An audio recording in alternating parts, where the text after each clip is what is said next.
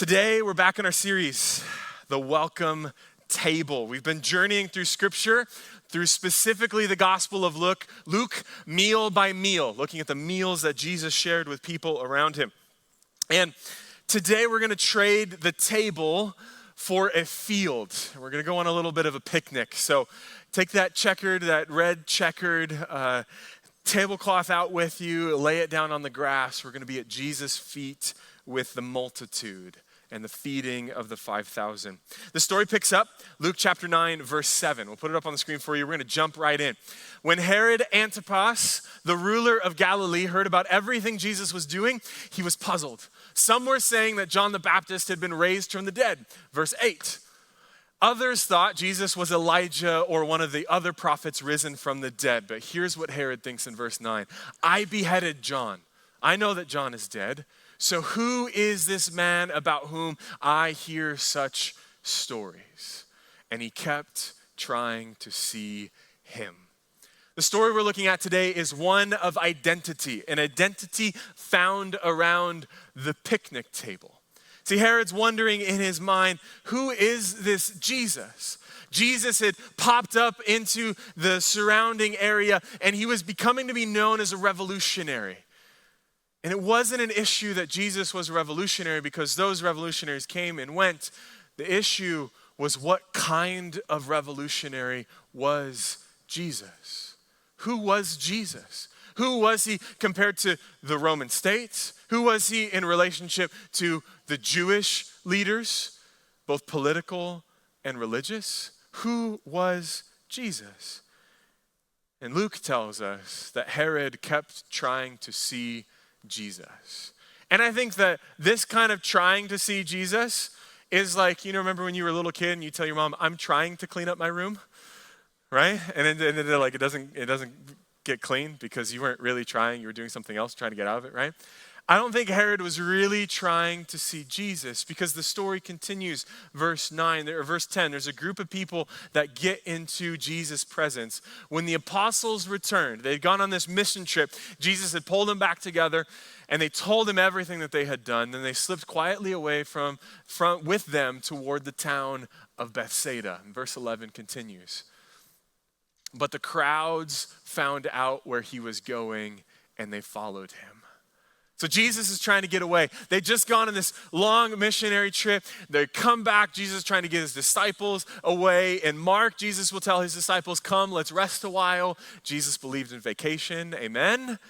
Let's get away a little bit. Let's kind of get by ourselves. Let's rest. Let's recuperate. Let's bask in the goodness of what God has done. But the crowds found out where they were going.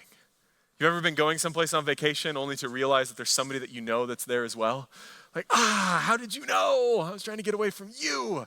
No, you weren't. You're not that mean. You're not that mean. I know. Well, look what Jesus does in the midst of that crowd. He said he welcomed them and he taught them about the kingdom of God and he healed those who were sick. So Jesus has in mind to get away with his disciples, but he welcomes the crowd. And he begins to unpack for them the kingdom of God. And anybody that was sick, he heals them. You see, Jesus understood what it was like to live in the abundance of God. Think about that for a moment. If time is a limited resource, Jesus was wasting time because his intent was to get away for a while. But he lived in the reality of the abundance of God. That when the opportunity afforded itself, that he would provide that abundance for the people around him. And when there's a crowd in need, Jesus welcomes the crowd towards him. And what does he do? Tells them about a kingdom where the gates are open and the feasts are bountiful, a new kingdom that's not under oppression, one that's built on love and on grace. And he heals people. Now that's abundance. I don't know about you, but to have an open invitation to a place and to have your physical and spiritual needs met and healed, that sounds like the good life. His healing and his love was abundance. And you get this many people around, and already some of you, if you were to be around this many people, you're thinking about how are we going to feed that many people, right? There's the Marthas in the group that are like, okay, we've got to get this figured out. How are we going to feed people? And I remember a couple years ago, I was on a church planting conference to New York City. And after the conference over the weekend, we had the chance to do some sightseeing in New York City. And we were there close to September 11th, so it was really awesome to be at the World Trade Center Memorial Center and to see the infinity pool and to get to experience the museum and learn all of that. Just very sombering. And I think back of this just because of the events of this past week. And we decided we're in New York City, and there's about a church every other block in New York City. We're like, hey, we're just at a church planting conference for the Seventh-day Adventist denomination. Let's pop into another church and see what they're doing. It was a Sunday afternoon, and we find this non-denominational church that's got the haze and the lights, and the pastor's in like jeans and a t-shirt. Looks really cool, right? Don't worry, it's not gonna be me next week. And we're there, and we get ushered in, and we were there just a little bit late, so the opening song had already started to be played, and we were ushered into the balcony because the floor seats were already taken. And about halfway through the service, somebody comes out that's kind of hosting the service for the morning, and they say, hey, thank you so much for coming to non-denominational church today. We really appreciate that you're here, and we just want to bless you. We've got gummy worms for everybody. And I kid you not, people with these trays of gummy worms just come out from one side to the other, and I'm like, cool. Like we've been touring around New York City for the day, haven't had a chance to really eat anything yet, so this will be the perfect snack in the middle of the day. And I began to watch and I began to see, okay, they're getting gummy worms and they're getting gummy worms. And nobody came up to the balcony. It's like, what's up with that? Everybody on the floor got gummy worms. Nobody in the balcony got gummy worms, right? Think about gathering a group of people together, and then you put food out in front of some of them and not others. The only thing that I remember from that day is I did not get gummy worms. Don't remember what the pastor spoke about. Don't remember what the songs were. I remember the place and the fact that I did not get gummy worms. And this is what's going through the disciples' minds. No, not gummy worms, but they're worried about how to feed people. Luke chapter 9, verse 12. Late in the afternoon, the 12 disciples came to him and said, send the crowds away to the nearby villages and farms so they can find food and lodging for the night. There is nothing to eat here in this remote place. In verse 13, Jesus said to them, you feed them. But we only have 5 loaves of bread and 2 fish, they answered. Oh, Jesus, are you expecting us to go and buy enough food for the whole crowd? I think they really said that sarcastically. They're like, they're not expecting this, right? So the disciples come to Jesus. Jesus, everybody's here for church. Philip only bought 2 bags of gummy worms. We've only got 5 loaves and 2 fish. There's nothing. How are we going to feed these people? Because we know if we start feeding only some of them, some of the people in the back are going to be leaving this place with the memory that they didn't get gummy worms or 5 loaves and 2 fish, right? Jesus in this moment is trying to help his disciples understand something. Imagine the disciples next to Jesus having this conversation, who he's just welcomed a crowd of people who will learn their number in a moment, and he's healing them. They are next to the Messiah. And they're like, Jesus, it's time to scurry everyone along so that they can get a meal and we can go home. We've already figured out how to divide the 5 loaves and 2 fish 12 ways, okay? So don't mess with this, right? But Jesus, in the middle of their worry, says, you feed them. What Jesus is trying to break through for his disciples in this time is the idea of scarcity, that there's only so many resources and there's so many more people. You've been there, right? We don't have enough budget, don't have enough volunteers. Could someone please show up to do something? We don't have enough resources. We're trying to bring everything together and just to start that new thing, to try something different than what we were expecting. That's going to overextend us, Jesus. You've asked us to do the impossible thing. Scarcity sees the world transactionally, that there's a transaction that must take place for us to exchange resources. It's what our society is built on. You go to the store, you get your groceries, you hand the teller some money. Nowadays, you just kind of not even swipe the card anymore, right? It's just like bloop, and like exchange happens. You give them money, you receive groceries. It's how our world is built. But when we see the world transactionally, we then begin to see the very resources that we have as a means to an end. We think in terms of limited resources. There isn't enough around for me, so I've got to stockpile and hoard. And you're thinking this morning like, no, it wasn't me. A couple of years ago, 2020, toilet paper. Anybody? Toilet paper was flying off the shelves. It is a scarce resource. And if I'm going to be spending my time at home quarantined, I want to be comfy when I go to the bathroom, right? I need toilet paper, and our country bought it up. It's a scarce resource. We're not going to have any. Remember the children of Israel when they're in the middle of the desert with Moses? And God says, I'm going to provide for you. And he gives them manna. The practice was to go out in the morning and pick up the manna, and you would have enough manna for that day. But do you know what would happen if someone scooped a little bit extra into their basket and had a little bit left over? Because maybe, just maybe, the manna's not coming tomorrow. Now, I get it on Friday, preparation for Sabbath. Manna wasn't going to come. But every other day of the week, if people were to gather a little bit of manna, what would that manna do if it was left over from the day before? It would rot. And I think sometimes that when we see the blessings of God and when we receive the blessings of God, we hold on to them so much that I have a little bit of manna and I'm going to hold on to that and it better see me through tomorrow as well. But we could hold on so tightly to the blessings of God that it begins to rot our very souls. Because the blessing that was originally given to bless others, that you would have your daily bread, has no longer served that purpose. All it's done is placate your fear that there's not going to be enough tomorrow. Scarcity leads us to always wanting more. And when we want more, we're afraid that we're not going to get it. Stories told of Martin Niemöller, who was a German pastor who took a heroic stand against Adolf Hitler in the 1930s. He first met the dictator in 1933, and he's standing at the back of the room, and he's listening to Hitler pontificate about his vision for the future of Germany. Later on, he gets back home, and when his wife asked him what he'd learned, he said this: I discovered that Herr Hitler is a terribly frightened man. And we know how World War II ended.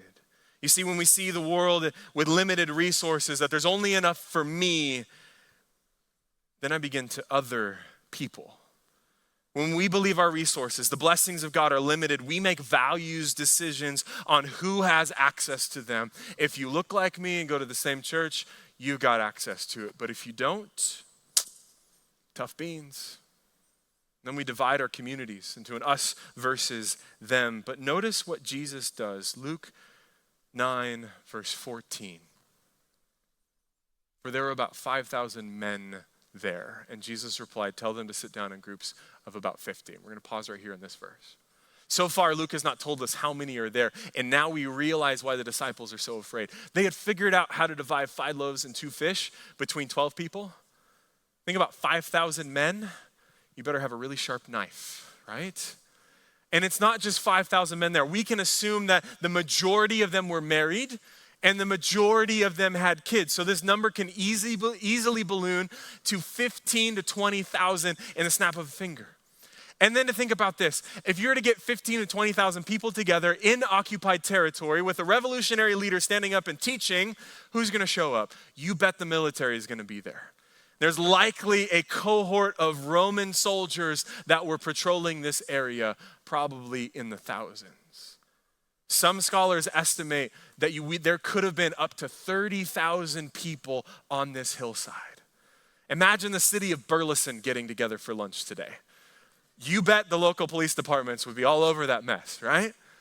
There's a lot of people there. And no wonder the disciples look at the measly 5 loaves and two fish that they have and say, Jesus, there's no way. And you want us to go buy food? Foxes have holes. Son of Man doesn't have a place to lay his head. Like, you've talked about this, Jesus. How are we supposed to provide for these people? And what Jesus does in this moment, think about it. There's Jews and there's Gentiles. There's men and there's women. There's boys and there's girls. There's people of high social status and people of low social status. And Jesus says, tell them to sit down in groups of about 50 each. And verse 15 says, so all the people sat down. Have you ever tried to get 30,000 people to do one thing? I was working at a day camp while I was at Andrews, and there was one time, I think it was Thursdays was beach day. We'd go to Warren Dunes, we'd load up all the kids, and we've got 7-year-olds to like 13-year-olds, and we put all the smaller kids on the bus so that they're all together, and there's this school bus. So imagine a school bus filled with about 60 7 to 9-year-olds, and they are excited because it's beach day. We are gonna go to the beach. And I remember getting into the bus, and it's one of those things, the classic, the microphone doesn't really work, and you kind of tap it, and it's all crackly, and the intercom system doesn't work. And I remember trying to raise my voice a little bit more. Kids, I've got some final instructions for you. There's some things that I'd like to say. If I can't get it done with 60 people, 30,000 people is just, it's not gonna happen. The invitation that Jesus gives is one that you better believe people are going to respond to, or you are wasting your breath to speak it. And everyone sits down. It's the great leveler. Think about it. Jew, Gentile, man, woman, boy, girl, Roman soldier and civilian, high status, low status. Everyone has just sat down at the table with Jesus. If that's not a vision of heaven, I don't know what is. And here's what Jesus does. Verse 16. Jesus took the 5 loaves and 2 fish, and he looked upward towards heaven, and he blessed them. And then breaking the loaves into pieces, he kept giving the bread and fish to the disciples so they could distribute it to the people. This is Jesus in classic Jesus form. In fact, this act that Jesus just performs becomes so ubiquitous with Jesus that, remember the disciples on the road to Emmaus, so they're walking away after Jesus is resurrected and Jesus joins them. They don't realize that they're with Jesus until he takes some bread and blesses it and breaks it and then gives it to them. This is what Jesus does, is that he asks a blessing from the Father upon what's available. And then he takes it and he breaks it and he gives it. He did it at the upper room with the disciples. He did it on the road to Emmaus. And I look forward to the day at the wedding table of the Lamb where he will do the very same thing. And there's a lesson, there's a truth hidden in the middle of this verse that we need to unpack a little bit this morning. It's about giving and receiving. Have you ever wanted God to give you more? Like, God, if I could get a blessing, if I could get a hand up, if I could just get something from you right now, and you feel like God hasn't responded, that you're not getting the blessing that you've asked for over and over again. I think sometimes we've received a blessing and we've held on to it so long that it's turned like manna in our souls and has begun to spoil us. And notice that after Jesus takes the bread and he blesses it and he breaks it and he gives it to the disciples, it's so that the disciples could distribute it to other people. And I don't imagine the disciples, as Jesus is breaking the bread, he's like, okay, I got 2 pieces, let me run over here, let me just slip one in here to make sure I'm taken care of, and then provide it to other people. I think what the disciples do in this moment is that they're so focused on serving the people of God that they are running from Jesus to people,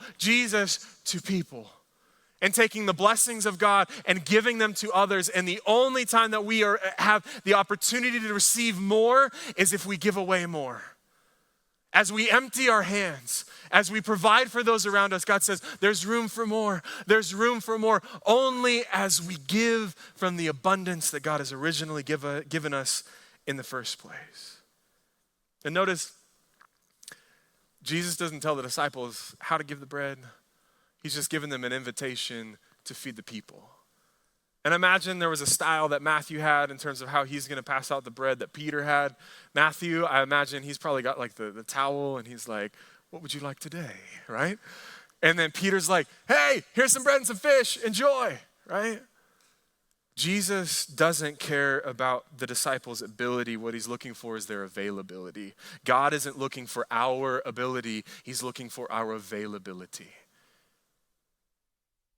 Jesus comes to the disciples, you feed them.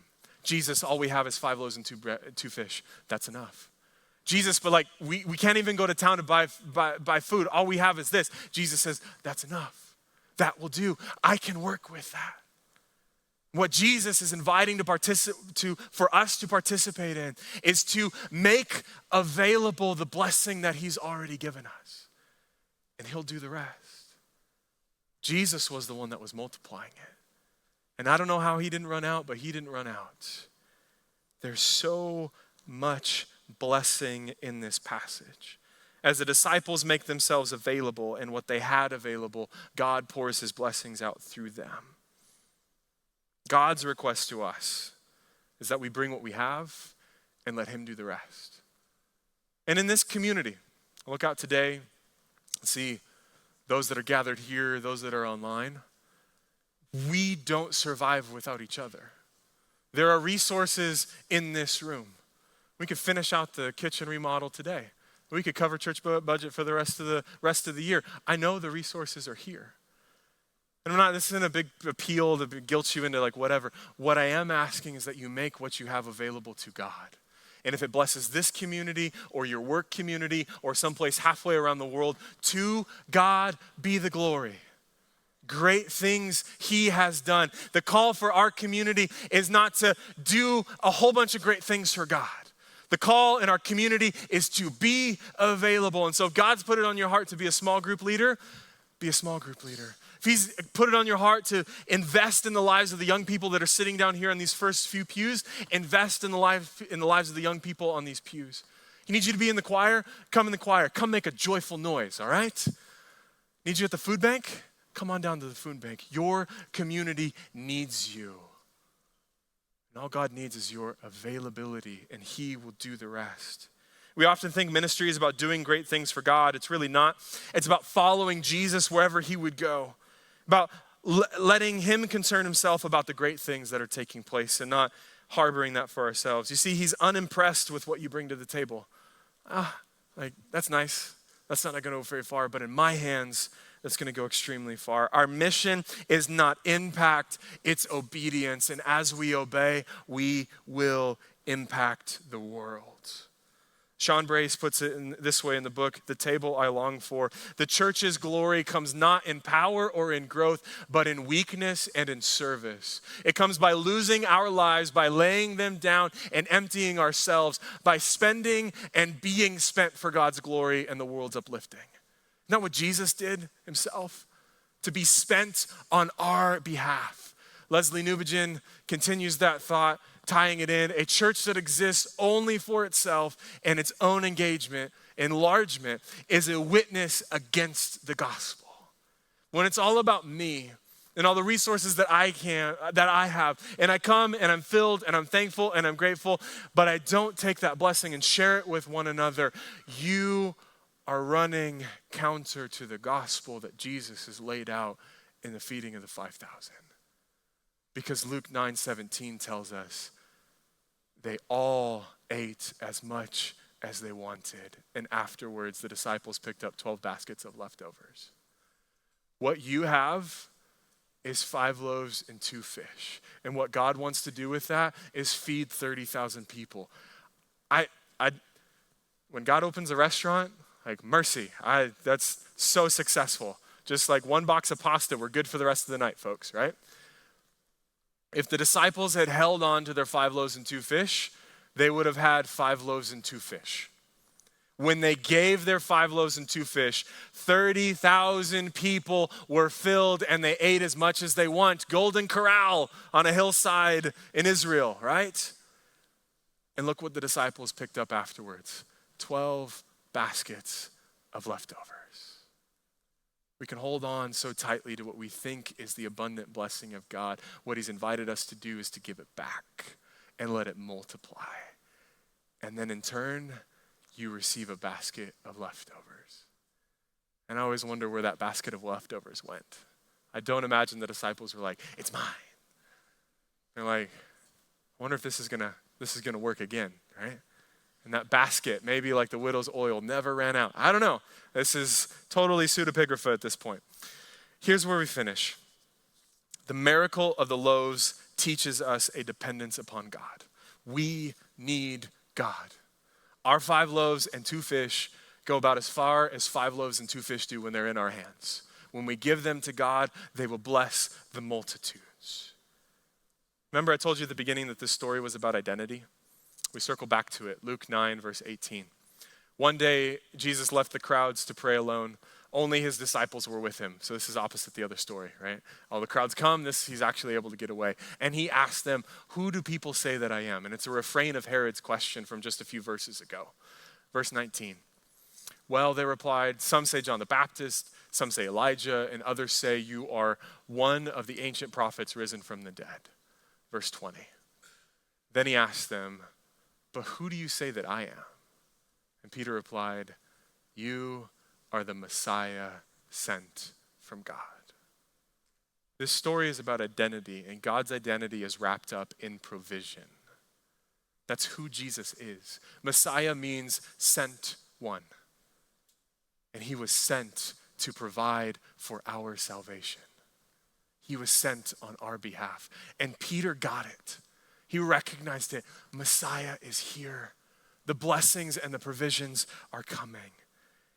And today, God is still faithful. Bushes still burn.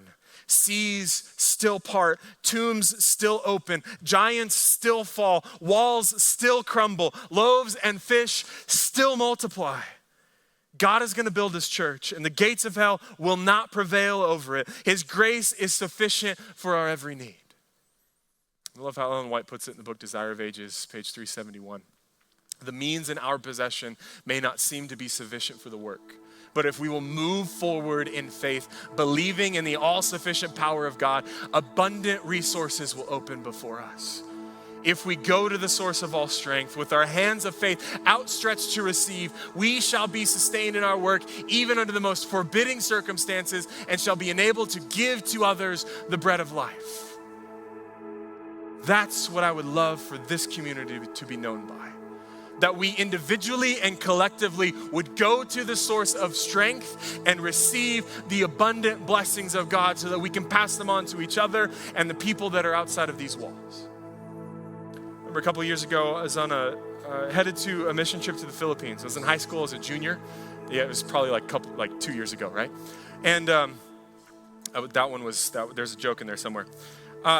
I remember the principal called me into his office a couple of weeks before the trip was supposed to go. And I didn't get called into the principal's office very often, all right? So something was up. I was like, what's going on? And he sits me down and he says, hey, we've got these preaching sites that our students are going to be a part of, and we're missing one site right now. I need you to preach an evangelistic series. It's about 18 to 20 nights, no worries. The sermons are prepared for you. You just got to read through them. You can read it. It'll be all good. He's like, I need you in this spot. And at that time, I was wrestling through what God's call on my life was. My dad had told me growing up, he says, if you can do anything other than pastoral ministry, do something else, because pastoral ministry is a call, not an occupation. God was calling. I remember walking out of my principal's office, and I think I'd said yes in that moment, or maybe let me think about it. And I distinctly remember praying to God. I said, the only way that this will be successful is, God, if you show up. I can't do this on my own. Just a kid in high school, like no theology training. What's up with that? Yeah, my dad was a pastor. I guess that gives me a leg up. But I don't have it, God. It's got to be you. I remember heading to that trip. Spent 2.5 weeks in a little village in the mountains of the Philippines, and I fell in love with the people.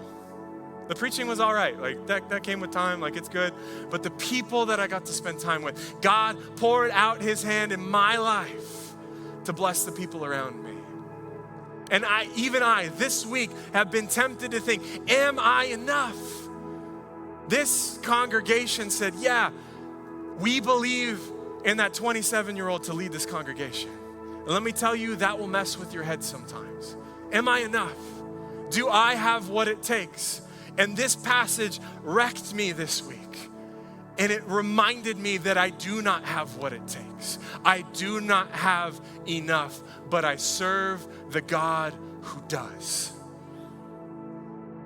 It's my hope and prayer for you and for me. We try to scrape together a little heap of resources when God simply asks us to bring what we have. Today's table is a call to hope, that all we need has already been provided. A call to take our 5 loaves and 2 fish, whatever that might be for you, and to take it to Jesus and see how he multiplies it.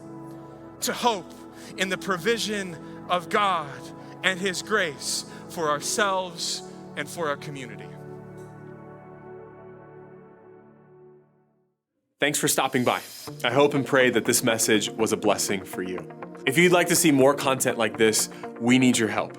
You can support the Keene Seventh Adventist Church Media Ministry by going to AdventistGiving.org, finding the Keene Seventh Adventist Church in Texas, and then putting in your donation to the media line.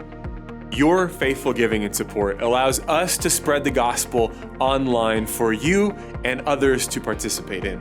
Thank you for your continued support of the Keene Seventh Adventist Church.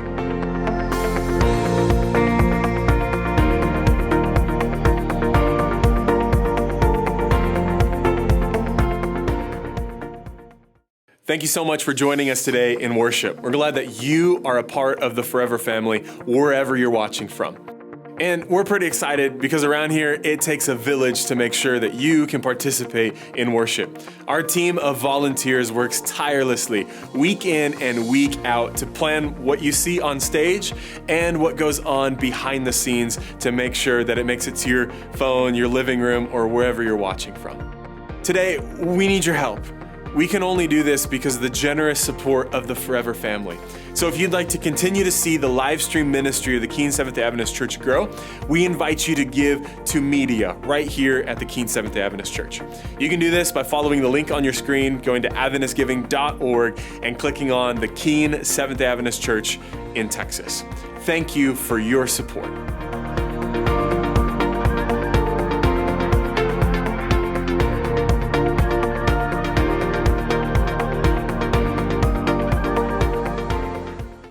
Thanks for stopping by.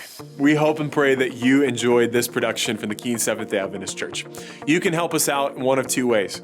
You can click like, share, and share this piece on your social media feed, or you can give to the media ministry of the Keene Seventh Adventist Church. To do so, head on over to AdventistGiving.org, find the Keene Church in Texas, and slot your donation into the media line. Thank you for your continued support as we share the good news to the world.